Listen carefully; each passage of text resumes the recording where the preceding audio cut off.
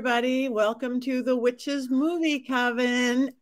Grab your goat, grab something to drink, maybe some popcorn, maybe some merch, and it's witches talking about witches.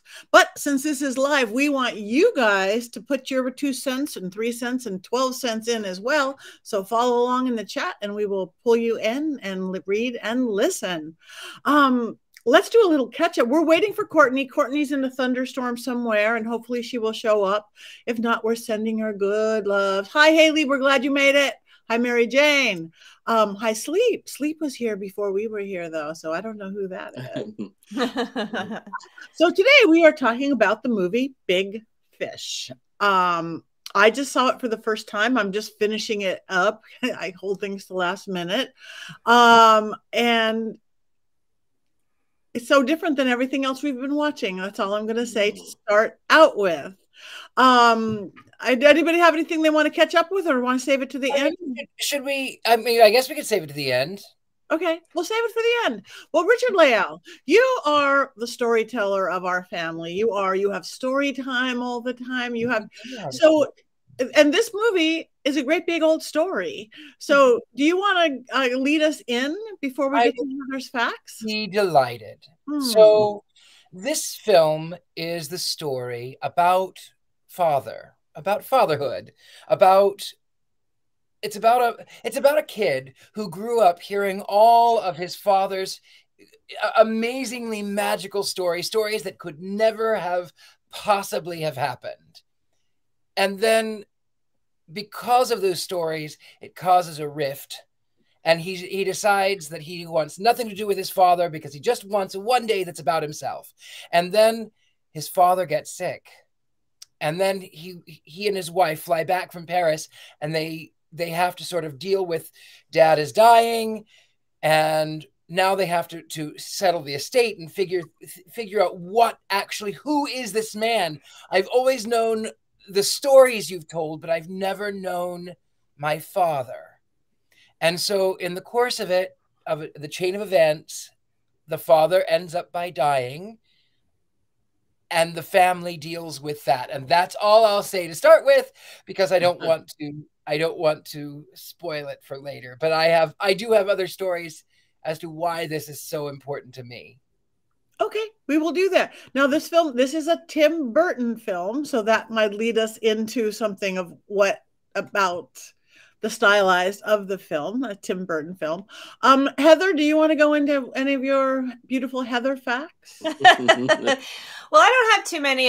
This is, my focus is Tim Burton comes and goes in witch films because of the nature of his interests.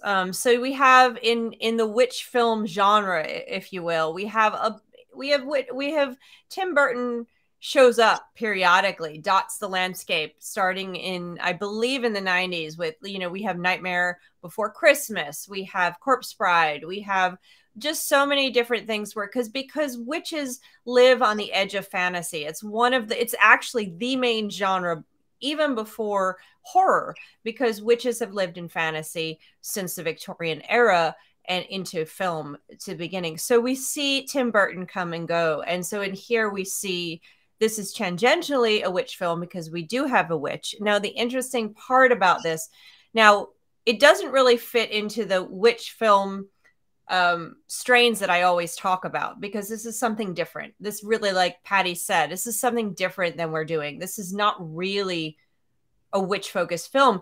The witch comes into play here just a little bit because of that fantasy. And what's interesting is tying it into last week's film is that what they do in this movie is capitalize on that classic, probably if you could say there's two most classic witch characters. One is from Macbeth, the 3 witches around the cauldron. We see that. The other one is the Hansel and Gretel witch. In this film, we see the Baba Yaga figure, the Hansel and Gretel witch, who lives in the woods. They even talk about her eating children, etc., etc. So that's what we see here, which is a nice tie-in to last week's film that we talked about. So, there's a lot, this is obviously a Tim Burton film. It's got a great cast. Did anyone see Miley Cyrus in it? I hope you did notice her. She was there, 8 years old. You catch her just in a, she shows up. Very, very obvious face when she is on camera. She's there. She's 8, I believe. Other than that, I don't have a whole what. We got to go back and find her. Yeah. I've watched this film 50 times and I have never seen her. But now that I'm thinking back, is she the little girl in The Town of Spectre? Yes. Under the No. She's in the flashback, went to the house, to the witch's house, and there's a little girl. Oh yeah. That, and then she's again in the church. So you see her a couple of times. I could always tell it was her because I was like, why is this 8-year-old smoking? So yeah, but you know, so I'm going to leave it at that, and I am going to say a little bit more later when I talk about my interest in the film, because there's a lot of things to be said about it that have nothing to do with witchcraft, but then yet have to do with witchcraft or the spirit of witchcraft. So I'll get to that later. But the one thing I do want to add here is Father's Day is coming up. So like Richard Lale said, this is about fatherhood. This is about our relationship with our father. I have a very good relationship with my father. And so this can be a very powerful film for people with that type of relationship with those kind of strings. And Father's Day is coming up. So I'm glad we're doing this film right now. Good. Thank you. Yeah, I just enjoyed every second of it personally. I'll just go there and it's like, it was a storytelling and here and there and the fantasy and the magic. But then the reality brought in of the father-son relationship and the son wanting so much more. And I felt it all. And the mom, she was so beautiful in this, mom. Oh, yes. Sang. You're about to see me ugly cry. She was amazing. They did a beautiful job with her character. Yeah. And you just saw the love. You saw everything that was there. Lang is brilliant in everything she does. Mm-hmm. She truly is. But the love that she had, you could tell she had that love, and she knew that it was the end, and she loved this man. She loved him. Mm-hmm. And that was when I saw the film the first time in the theater, that interaction that she had with the man playing the father figure, that's what really broke my heart, because I knew that my father was going to go. And I'm going to cry now again, but I knew that it was going to be hard on my mother. And that was the whole thing. The whole thing broke my heart. I didn't mean to steamroll. It's okay. No. It's okay. It's Father's Day. Yeah, no, I even related my father's stuff. And my father was almost opposite of that. My dad was not a talker. My dad, he was never fought. We had the best relationship, but he was so quiet. All we did was play cribbage together and eat Hershey bars. And I was thinking, wow, I wish I knew some stories about my father, real ones or made up ones. There's something to the storytelling. Yeah, there is. And I think that's it's a beautiful part of the things that we pass down to our hear from our grandparents, from our ancestors, from our parents, and then pass down to our kids are these stories. And whether they're real or not, I think that mythology that we create, that modern mythology, is so powerful. And that ties into magic, but we can get into that later. But just on a personal level, I think it's so important to tell these stories. I love to tell the stories to my kids. I love to sit, and my dad would tell stories. He grew up in LA in the 50s, and I love to hear the stories of him and his brothers and what it was like then. And then, of course, my mom growing up in New Jersey, I love to hear her stories of what it was like in her life. And I'm surrounded now by antiques in my house, because I always say everything in my house that I put up has a story, and I'm happy to share it. And as a Gemini, that could be a problem for people who visit. So I think that's what makes this beautiful and important film. Is that message. So do you tell, I mean, not that we're going to get all personal on this because these are movie reviews, but do you tell stories with your kids?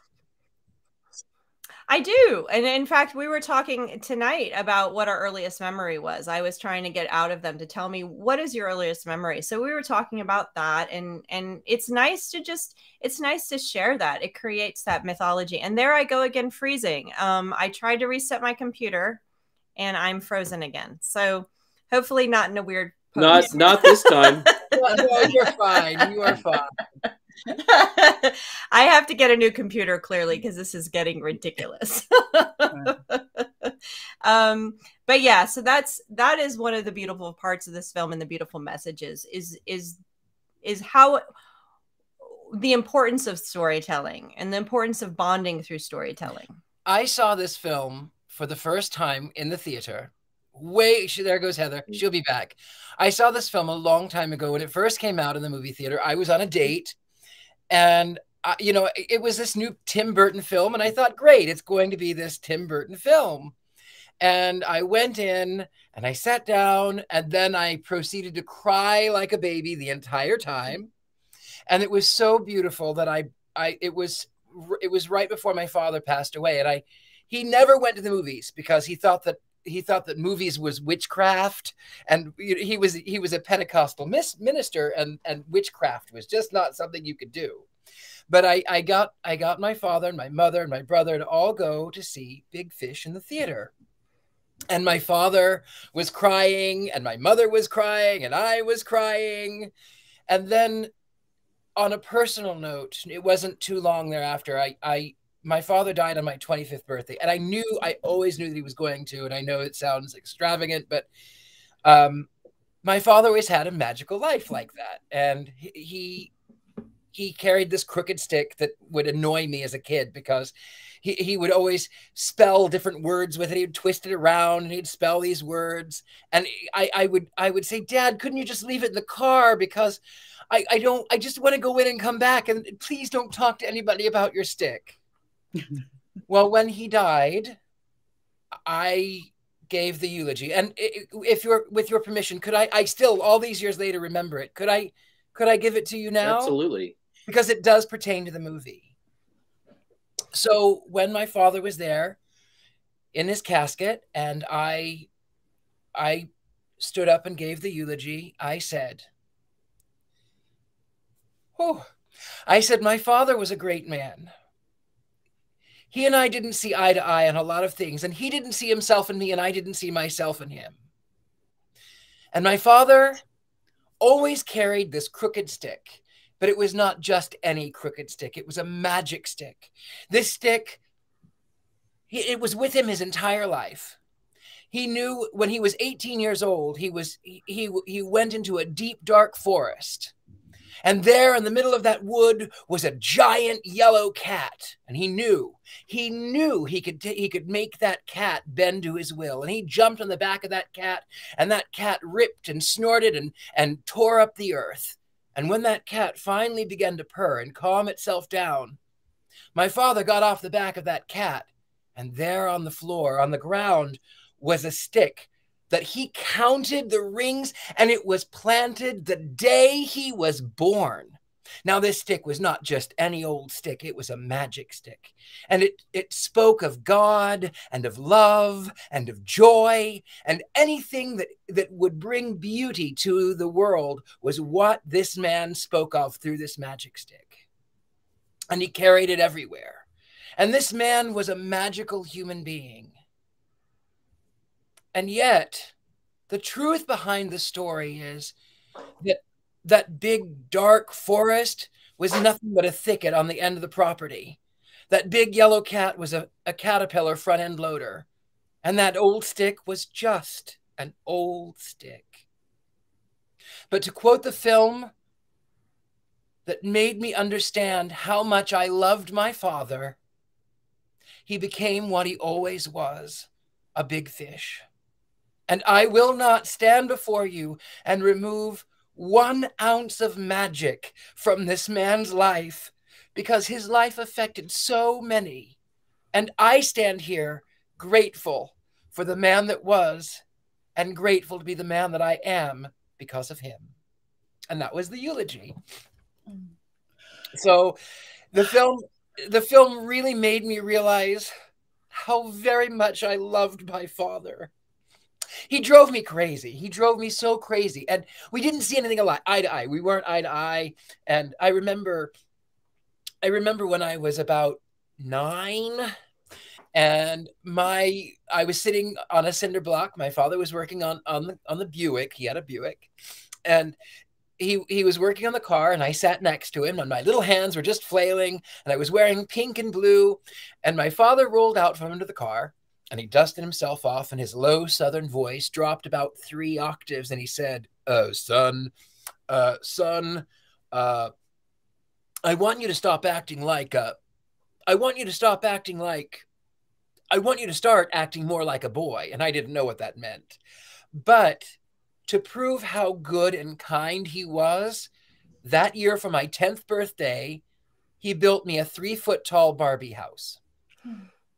And then as a teenager, I got into wearing suits all the time because I wanted to as a kid. But in my teens, it was sort of laugh at this, don't laugh at that. I can control this, and you can laugh at my clothing, and that's fine, but I can't control who I am. And so people would say, who's that weird kid? And my father would say, that's my son. And he wears a top hat and wears spats and carries a cane. And if I could, I'd dress just like him. But the film, seeing it on film, seeing the fact that, my father fought in the Korean War, he never talked about it. He never talked about what he saw. He talked about the fact that there were spirits that had told him to walk across the street right before artillery shells exploded. I mean, it was one death mission after another, but he knew, my father always knew how he was going to die. That was what he said. And so the film was expertly portrayed, and it really showed that story of a man who grew up in the Great Depression, in the 40s, in the 50s, and then met the love of his life. And even like that story of how he was in love with the mother, my mother and father had chance encounters several times, but the first was when my father was 18, right when he found that stick, and my mother was 9. But because wow. he came too early. My father came too early, and my father was driving a truck, and my mother was driving from Illinois through Missouri from California to Illinois. Anyway, she was driving through Missouri, and my father said he remembered this little girl and her brother, assumed her brother, jumping up and down on the back of this 1930s truck with a washing machine rolling around in the back. And so my father tooted the horn and waved at them. And then years later, when they actually met, then it was love at first sight, and they were married for 35 years. Beautiful. So you really do have the movie thing going, 8:28 versus 9:19. Wow, that was your movie. Yeah, it was your movie. It really was my film, and and as far as witchcraft goes, there's multiple levels of it. So the art of storytelling is power. It's witchcraft. It is something that we go way back, and even my first introduction to folk magic was through my father, who, when we moved to this little tiny town of, I think, 500 people, maybe, we went around the property with red string, sea salt, and olive oil. And he blessed the property, and he said, the cord binds us together. It's a promise of love. It's a promise of the family. The sea salt is a preservative. It preserves who we are and what we are. And the olive oil represents the newness and the freshness. And it's folk magic. It's really, it's folk magic. And now you wouldn't call him a witch. He would never have gone for that, but it was folk magic. That's beautiful. So, yeah. So the film really spoke to me on multiple levels. That is so beautiful. Let's go into some of the witchy thoughts about it. I mean, there wasn't a lot of witch in there, but she's a major plot point as to what happened, right? And it's Helena Bonham Carter chewing up scenery like she does, and basically playing Helena Bonham Carter in a Tim Burton film, you know, which is not a bad thing. It's just an expected thing at that particular period of time.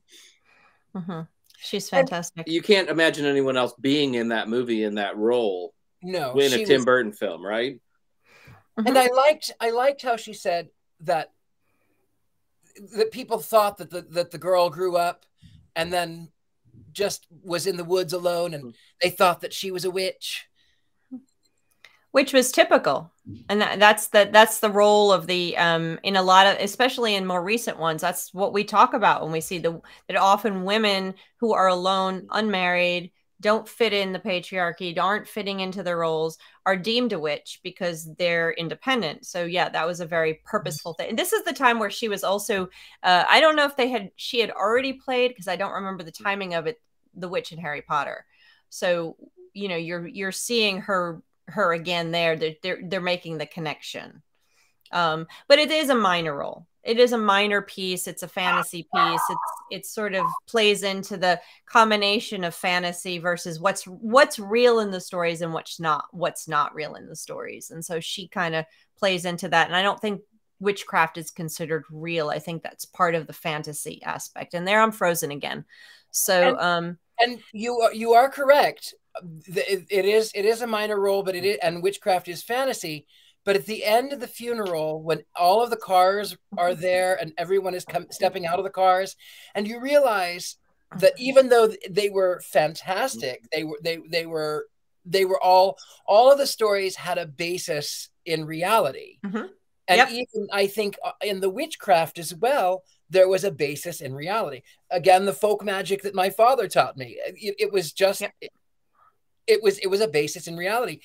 My father used to talk about an auntie who, now I never saw it. She died before I was born, but he said he had an auntie who would make tables levitate across the room.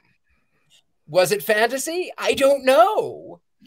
I don't know. And that's the point, is that the idea that she was called a witch because she lived alone and was an old woman or whatever the case, that's the reality part of it. And did she do some things, some folk magic? Maybe she did.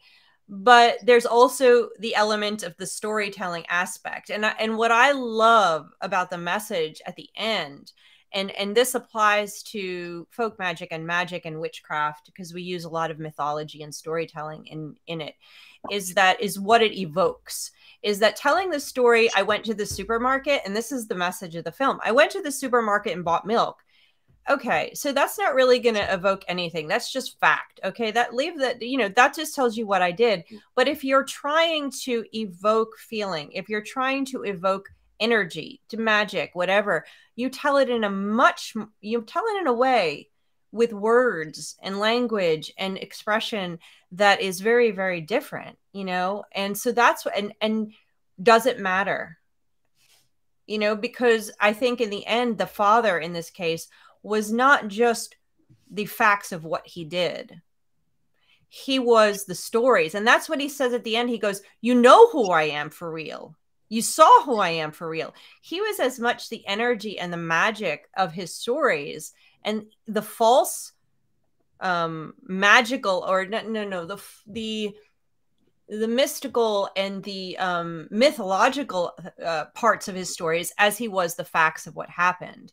And he couldn't separate the two. And there's a Walter Mitty kind of part of that, I think, definitely. But at the same time, we all do that.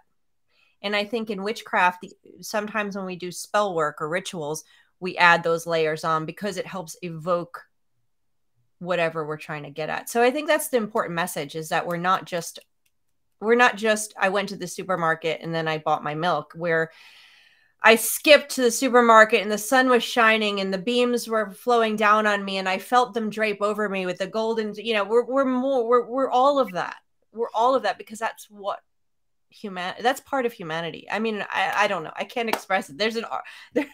There's more to it than just the boring parts of what we do. No, that was beautifully said. But also the son, because the son felt neglected and everything else, he always would see where the father might have gone bigger than it was. The son went worse than it was. The son just assumed he had to have another family, and he had to have this affair with this girl that he didn't have an affair with. He did all sorts of things, but how humans tend to think the worst versus the best. We also kind of create our own reality too, to a degree, right? If we see our life in mythic forms, then we're going to have those stories, and they're real to us, even if they don't exactly happen as we think they happen. I know as an initiated witch, I had an initiation ceremony. I thought it was brilliant. I wasn't allowed to see the script for it or anything. And then when we were finally allowed to, because we were doing our own initiations, I read it and looked at my wife, and it's like, this isn't what we did. And she's like, it's exactly what we did. But in my brain, it was something else. It was something probably bigger and bolder and more magnificent, but it was just as real to me. Like the experiences that I thought I had are just as real to me as the words that were on a piece of paper. And I think my grandfather was one of those kind of people who lived that big life. And I know that he did not steal secret plans in World War II, but he liked to talk about stealing secret plans in World War II. And it made us happy to hear him talking about those plans. And, he was in Tokyo like 5 days after the war ended. I mean, who knows? Maybe he did.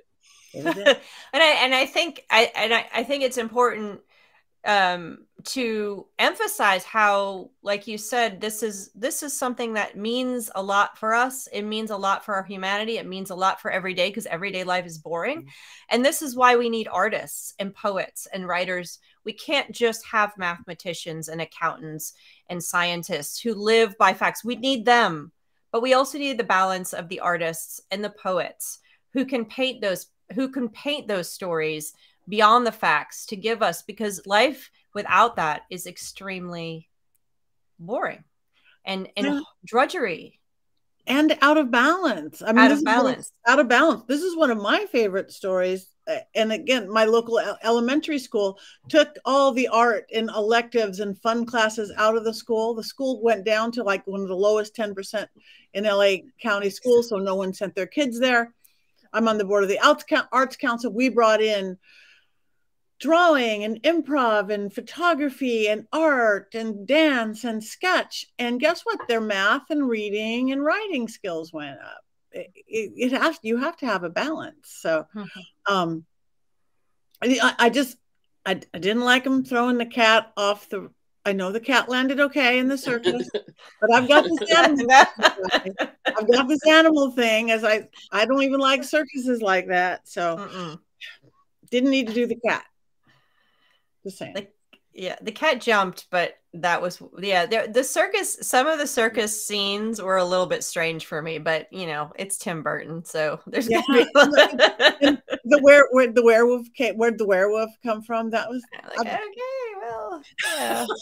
Well, I think the old man had to make it a story, had to make a reason why he had to make it a reason. More than likely, the ringmaster was a mean old drunk, and maybe that was what the gun was originally for. Maybe that was, but what's a better story? A mean old drunk, or, well, he turned into a werewolf and then I saved him. Yes, exactly. Exactly. That's good. Plus the thing, he was the mean old drunk, and like the contracts, it's like, I worried about the giant signing the contract because it was like he was really, right, and then the hero should have helped him not sign that contract. I'm a bad storyteller. Don't rob the bank. That's not good. But exactly. When on another personal level, and back again on what you're saying of how important it is to have a little bit of magic. When I was 5, I was 4, almost 5. My father came down with Guillain-Barré, French polio, and he was paralyzed. This much I know for a fact. He was paralyzed. He was in the hospital. He was declared dead. He was legally dead for a long time. I don't know the amount of time, but enough time for them to cover up the sheet and for everyone to leave the room and the nurse to come back and fill out the paperwork. And my father said that he remembered he was conscious the entire time, and he heard the nurse, and he cleared his throat, and she stopped. She walked back to the foot of the bed, and he could hear, and she gets right up to the side of him, and she picks up the corner of the sheet, and for the first time in months, my father sat straight up. "How are you today?" he said. And the nurse, she screamed and she fainted. She fell on the floor. The doctor came back, and he was, according to my father, as white as a sheet. And he said, "What happened?" And my father said, "I don't know, doc. I just spoke to her and she passed out on the floor." The doctor said, "Well, let me tell you, if a corpse would raise out of bed and talk to you, you'd pass out too." But the lead up to that, he went home. He went home the day and the night before my birthday. And the lead up to that, everyone would ask me, "Richie," because that's what I was then, "Richie, what do you want for your birthday?" And I would say, "My father is coming home for my birthday." And they would go, "Oh, bless. You poor little dumb kid. You don't know. Bless your little heart." And so my father came home for my birthday, and I was sitting there coloring, and my father came in the wheelchair, and my mother said, "Well, honey, your father came home. Aren't you excited?" And I went, "I knew he was going to, but I'll have him for 20 more years." And then he died 20 years and the day and the night after my 25th birthday. Wow. But my father would tell the story that when he came home, I ran around screaming, "My daddy came home." And my mother would tell me, "That's not what happened. That's not what happened. But let him think that because it makes him feel good. But that's not what happened. You already knew. You weren't excited." But you have to have a little bit of that story. And then I watched there's a theory about water too. Water is magical, as you know. It helps to. Oh, look who's here! Look who is here! It's me, Courtney Buckley. Courtney Buckley. Courtney Buckley. Hi guys, my internet came back, so And I'm so excited. Mine froze. I'm just glad you survived the storm. It was the purple. You know how like it like ranges in color from like the purple dots were coming right to me. So they shook my house and my internet went out and it was a production, but where it seems like it's over now. I don't know if there's more coming, but I did not have to go to the basement. So that seems like a win for me. That's awesome. Mm-hmm. So I'm sorry. Wow. I feel like I interrupted something. No. We're talking movie. We're talking movie. I love that. Jump on in. So do you want to jump right in? Your thoughts on Big Fish? Okay, so full disclosure, I was watching it when my internet went out, so I only got halfway through. But I went and saw it in the movie theaters when it came out, and I remember loving it and sobbing my brains out. And watching it again, as much as I did, like, first of all, I love Tim Burton. I love, like, it's such a fairy tale to me, this whole thing. And but like so impactful and so beautifully done.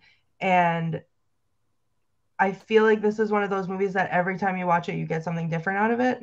Mm-hmm. So I love it. So rewatching, I mean, I'm definitely like, now that my internet's back up, even though the show is going to be over, I'm going to finish watching it tonight because I remembered how much I loved it.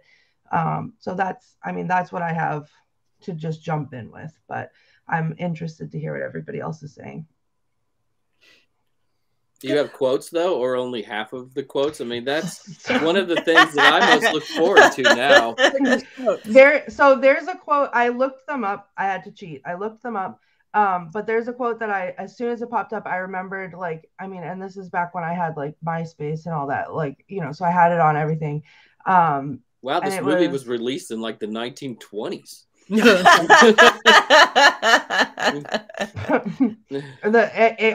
the AOL disc that I put in my computer. Right, exactly. But it popped right up, and I remembered like plastering this on everything because I loved it so much and connected with it so hard. So it's not a funny one, but it's an emotional one. A man tells his stories so many times that he becomes the stories, and they live on after him and in the way that he becomes immortal. And I think that's beautiful. I think that speaks to me because when I was young, I lost a lot of people that I loved, and Guys, I've been on for 2 seconds, so the tears are coming. I lost a lot of people that were really important to me.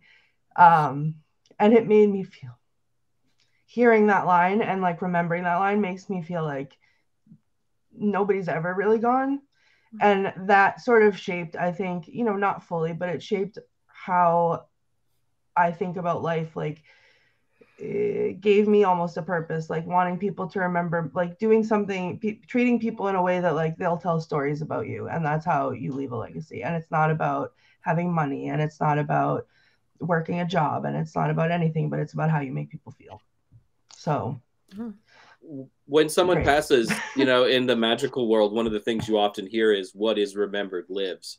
And it's our stories that make us remembered. And there are so many good stories. I know when bad things happen to me, I often think, though, like my friends are like, oh, I'm so sorry this happened. And I'm like, it's a great story.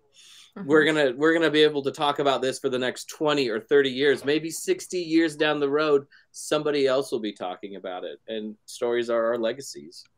It's true. Yeah, and stories attached to emotion, and when you embellish your story, because I one of my weird psychic gifts is I see the chords. We cut the chords, those strings of chords of love, all those things. But all those chords really, in all my experience, are memories, and memories attached to emotion. And like what you were saying earlier, Heather, I went to the store and got milk. There's not a lot of emotion attached to that. What this guy added was all the emotion that made us feel. So that changed everything. Yep. And I was going to add, I think there's something Courtney said is, and now I'm completely forgetting what you actually said, but I think that one of the things that for me growing up is that I was so immersed with artists around me. I was so immersed in hearing the stories from my father's childhood, from my mother, and very fascinated with that. And also I get going back to Walter Mitty, because the Walter Mitty story, not the movie, but the book, hit and stories where people get lost in their fantasy, get lost in creating this life, was always something mystifying to me, something that I loved. And I think that's part of the reason I started exploring witchcraft and started exploring the occult, because it allows for that. It allows you to embrace the creative side of yourself, no matter what you're doing, and allows you to create who you are. And so I was always fascinated with that ability and with this storytelling. Maybe because of my Gemini nature, maybe it's because of, who knows, but I love this idea that you could become whatever it is, and you can create these stories and live in this fantasy world. Now, of course, a Walter Mitty character takes it too far, and you can take it too far, but I love that aspect of it. And so this was really fascinating to me. This conversation that the movie is having between the two characters is fascinating. And the son kept saying, again, I want to know the real you, because he was failing to see that was the real father, and, I like both Courtney and Richard Lale, was a mess at the end of this movie, crying. I have a very close connection to my father. So as soon as that deep connection that he actually have, now I have always had a deep connection to my father, still do to this day. And my mother as well, but and this is about fatherhood. So, feeling that end and feeling that tension as they come together. And then as soon as the father passes, that was the end of me. Like, absolute the enemy, because I haven't faced what Richard Lale's faced yet, but when I do, it's going to be profound. So that, I was a mess by the end, and I think that my parents' stories will live inside of me. And like I said, I collect antiques, but specifically things that my parents have made. I have my great-grandmother's china. I have my grandparents' art in my house. I'm surrounded by these stories. And this to me is magic. This to me is part of my witchcraft. It's the connection to the ancestors, to their stories that we can then pass on, good and bad. because all of our ancestors and stories are not good. But like Jason said, they are good stories because we learn from them, and they make us who we are, whether they're good or bad stories. And so I surround myself in it. So this is what Big Fish is about. And this is what Tim Burton, this is probably one of the best uses for Tim Burton's style, is to merge reality and fantasy. So I'm going to keep repeating the same thing over and over. If I can jump in too, like just to speak to what you just said, you know, I unfortunately did not have a good relationship, if any relationship, with my father.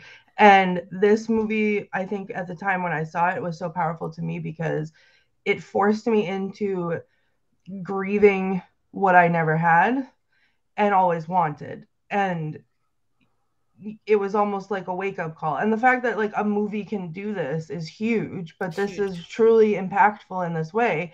But then it's taking that and, you know, remembering those feelings and becoming a parent and turning it around and making sure that, like, you know, my son has stories of me and doesn't, you know what I mean? And it's learning from the bad and fixing it and breaking the cycle. And I think there's something magical in doing that too, you know, like, and it's a very similar emotion, just coming from a very different place. But I think it's like, that's one of my favorite things about this movie, is that it has the power to touch people in all these different ways. This conversation is touching me in a lot of ways. Like I'm like on the verge of tears. Like I know, because it's also. I think one of the things this movie does, though, is like dredges up feelings and things, and maybe things that we forget about with relationships with parents. I had a bad relationship with my mother. She left when I was little. Great relationship with my dad, who was always the strongest person I'd ever known. And then when my grandfather died, which was a year before this movie came out, I remember I was in my dad's SUV with my brother, and I was lucky to be with Ari. I had never seen my father cry, and we were driving to the funeral, and to see that emotion come out on his face, I mean, it just made all of us cry, and I'd never seen that.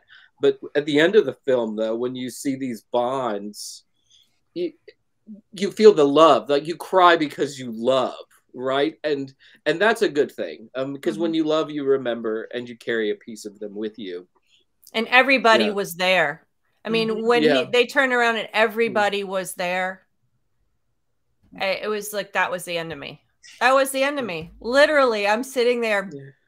I'm like, but I cry at every movie. Like, I cry at commercials. So it's so that was going to be.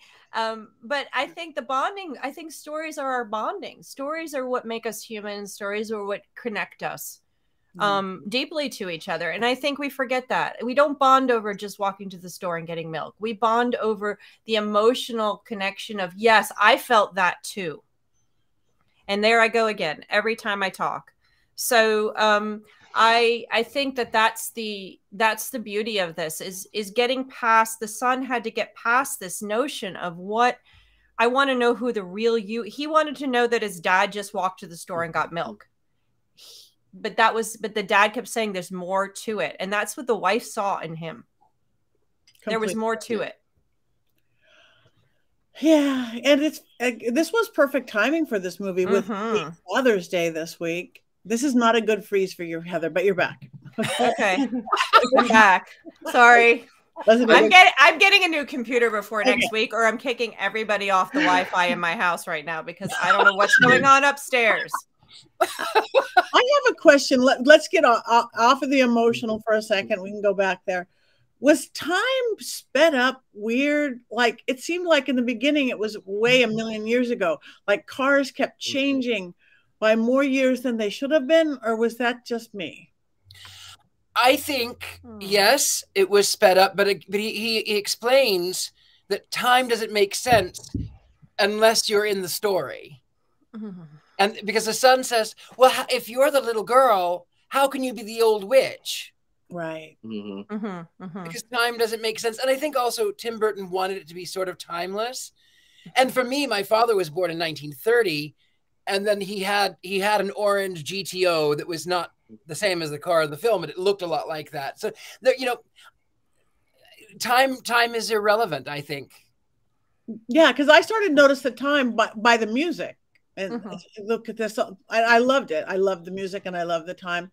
My other weird, completely off the emotional or storyline is the naked girl fish. How come she wasn't a mermaid? I guess that's a whole different story.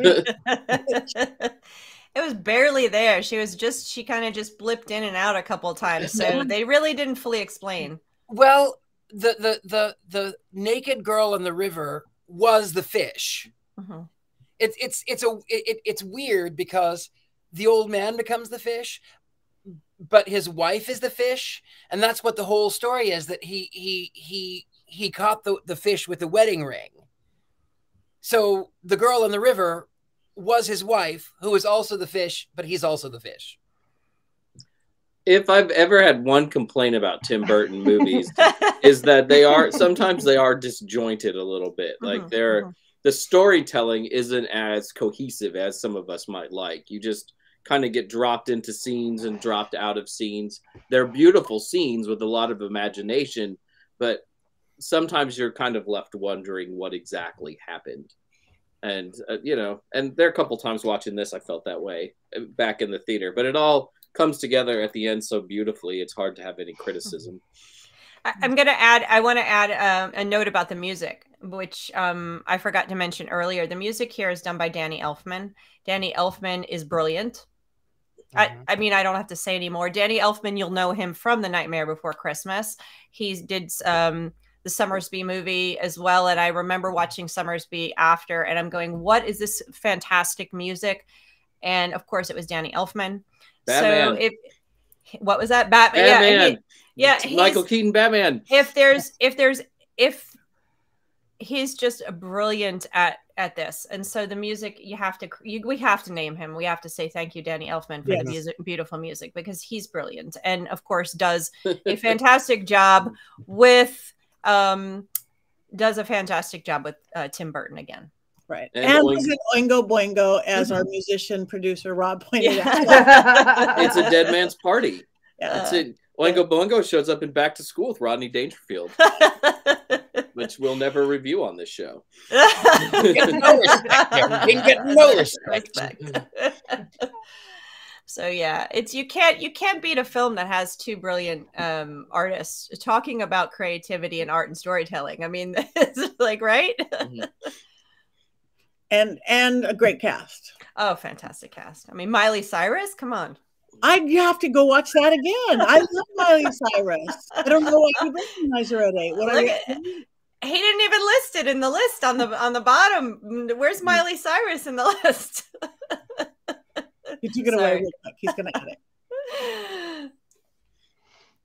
I love Ian McGregor, and that's why we saw this in the theater originally, because my wife would leave me for him in 2 seconds, and I wouldn't blame her. But I will say, as someone who has lived in the South for lengthy periods of his life, his Southern accent is quite a thing to behold. No, I totally forgot to bring that up. You are so right, Jason. Yeah. The accents were Southern accents. No. Helena Bonham Carter's this bad too. Like, no. Yeah. Just because everybody tries to do a Southern accent, copying something that comes from Savannah, coastal South. They try to do the New Orleans or the coastal South, and these people were not in the coastal South. They were in the middle of the country South. That's a very, very different accent. It was bothering me the whole time. There she is, Miley Cyrus. The real accent, what it would have been. Now, mind you, I do not sound like people from Missouri, because for one, I say Missouri and not Missouri, but truly Missouri, it's sort of is the middle of the road, and there's not really any real accent because they have so many and none at all. So I think really the film overtried it with a Southern drawl, which is much more coastal and much more genteel. It's the romanticized Southern accent more than anything else.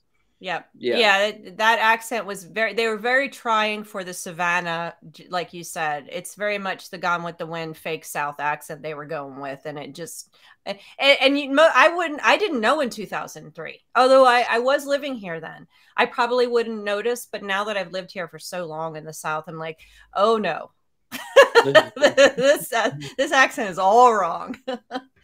I mean, you would have assumed that Tim Burton would have gone to Alabama, stayed there for a couple of weeks, and done a deep dive into accents and research, but apparently that did not happen. Seriously, someone should have.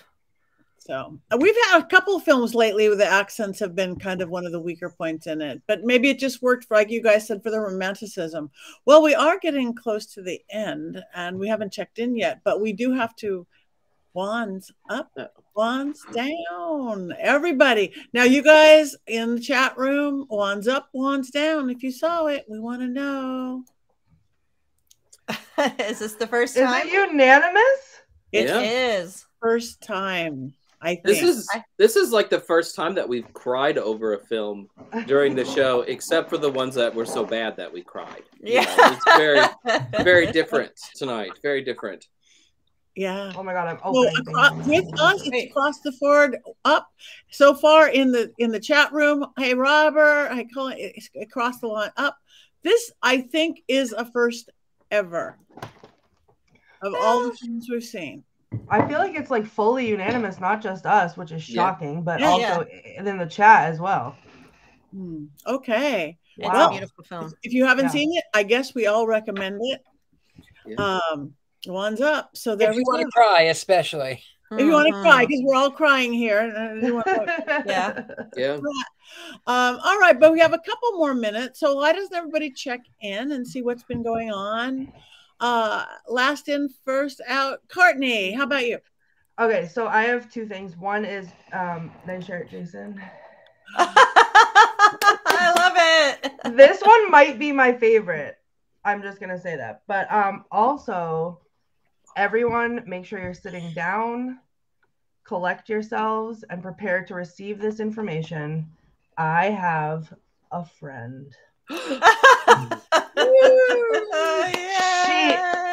She is a doll, and I love her, and she has slept with me every night since she came home. Oh. If you look at for all of us who can see Not a Doll, though, I mean, there's like a slashing thing going on there. Yeah, Not a Doll looks angry. You can see the rage in Not a Doll's eyes. There's some jealousy going on. Let me turn on that rage. Hold on. There she goes. Oh. No, we don't want that. Well, she is beautiful, and she looks like she is made for you. She looks like she was made for me. And Not a Doll, be quiet, please. Okay. So I mentioned before that I always, when I was a kid, wanted an American Girl doll, and I could never have one. And someone in this chat, Heather, sent me a text and said, what's the name of the doll that you know, the American Girl doll? And you know, I told her, and she was an angel and said, I have one. I'm going to cry again. I have one, and I want to restore her for you and send her to you. And the minute I opened the box, it was like my inner child was healed, because maybe that's why I can't stand dolls, because I never got to have the connection with this one. But she's beautiful, and I love her. And she has hats. She has a bonnet, and it's beautiful. See, there she goes with that. Wow. And then because it's cold in Massachusetts, not today, but it's cold in Massachusetts, when it's winter time, she has a little beanie hat. But my whole heart thanks you, Heather, and it was amazing. And I wish that you could have seen how embarrassing I was when I opened her.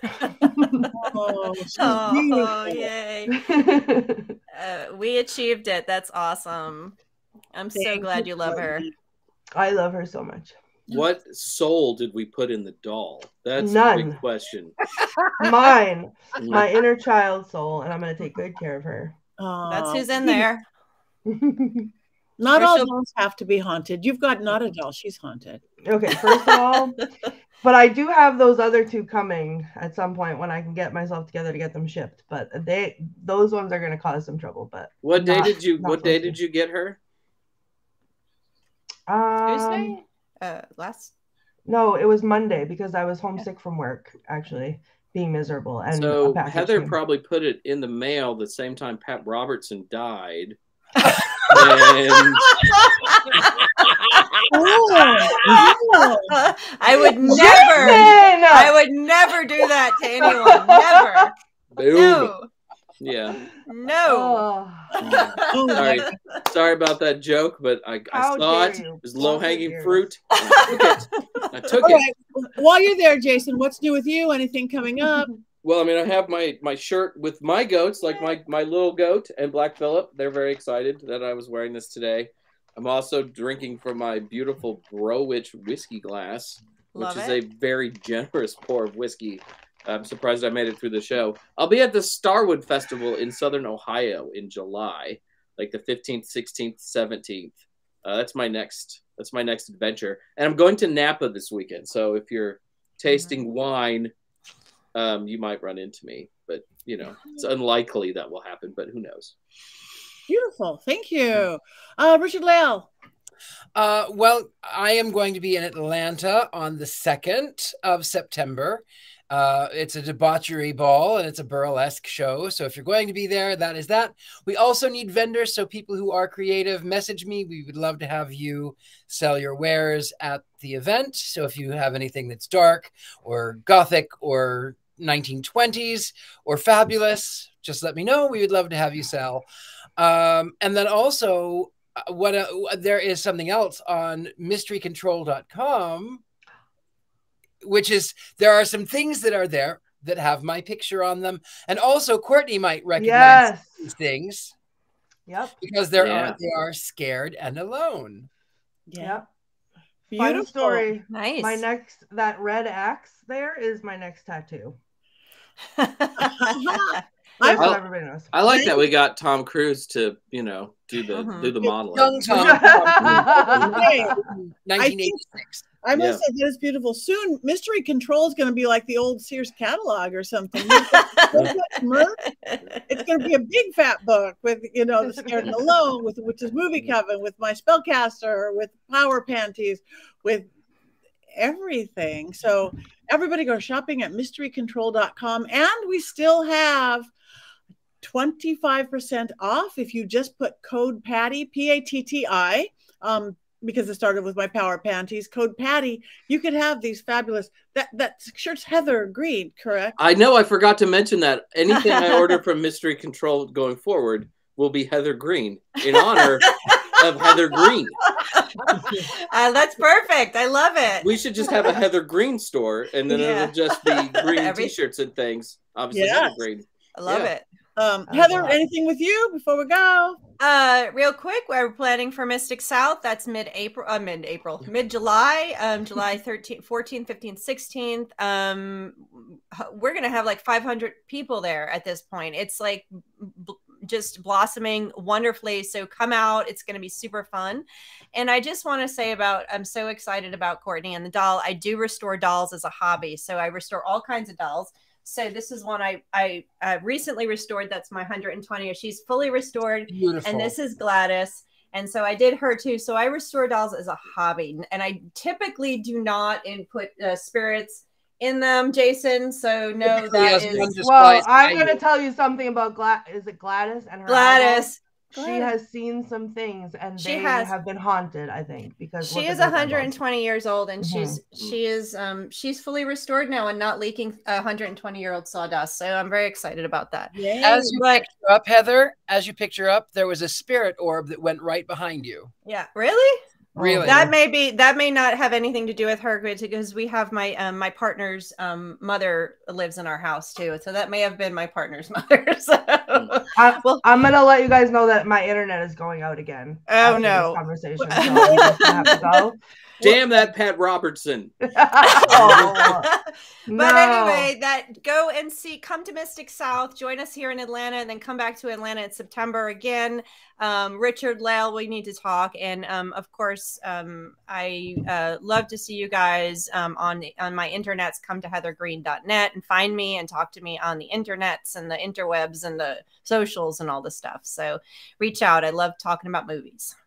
Beautiful. Thank you so much. I am Patty Negri. You can find all the places I'm going at pattynegri.com. July, I've done a little bit of travel for filming, but pretty much that's it. August picks up again. I will be in New Orleans for Hex Fest. I will be in Michigan for my Paracon, which is a big one way up in Sault Ste. Marie. And then it's all bulls running September, October, November, December. So like us, follow us.